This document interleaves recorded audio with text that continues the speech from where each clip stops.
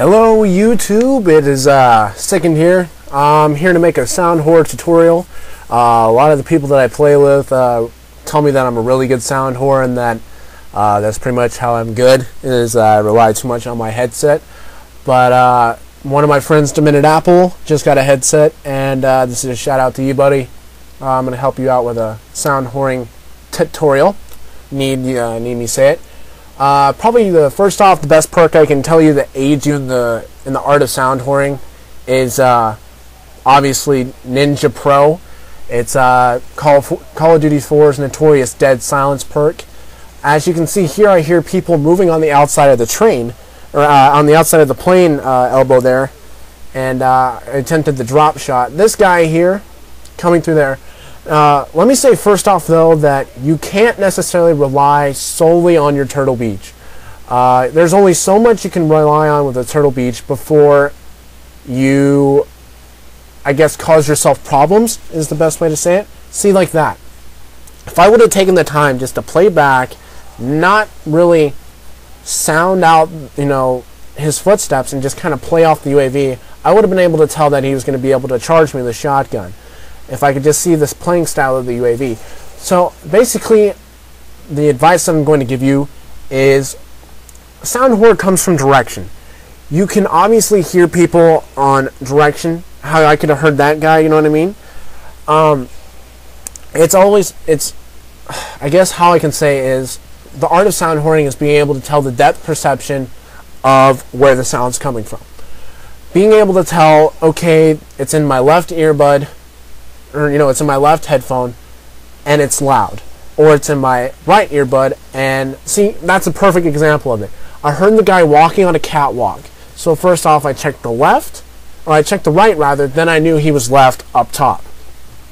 And it's all about hearing those tones and being able to identify just exactly where they're coming from. There again, another sound whore kill. Footsteps, that's another problem. Knowing the map is a crucial component, as well as having a headset. If you know the map well enough and you know what type of environment that the sound is making, like if you hear the movement of the grass, like most people with a headset, they strictly and solely rely on hearing the footsteps. Now, me, when I'm in a search and destroy situation and I'm playing against, other people in a search and destroy, and it's a 1v3 or a 1v2, on this scrapyard map, believe it or not, the grass has its own distinctive sound.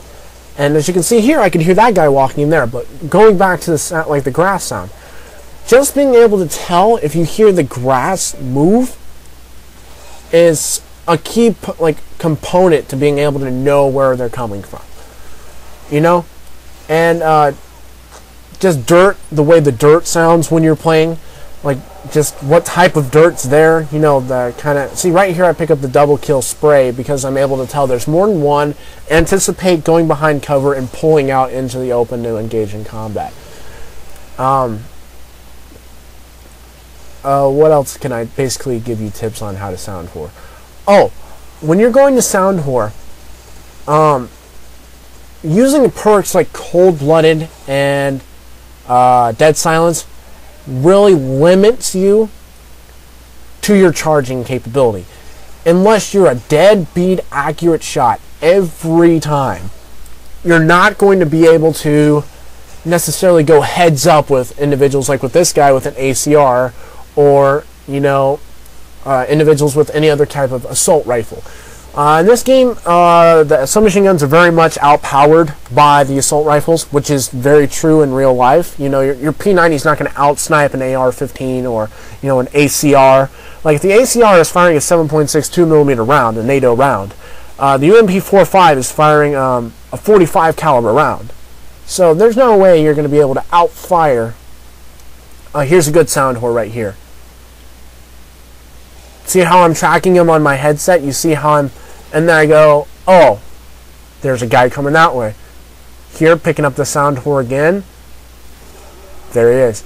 See, now if you rewind that clip and you look at it, you can tell I'm preoccupied with sound whoring that first individual in the first airplane tube. Now, granted, if you are sound whoring one person, you cannot I repeat, you cannot get over engulfed in sound whoring that one person. You have to be observant of the people around you.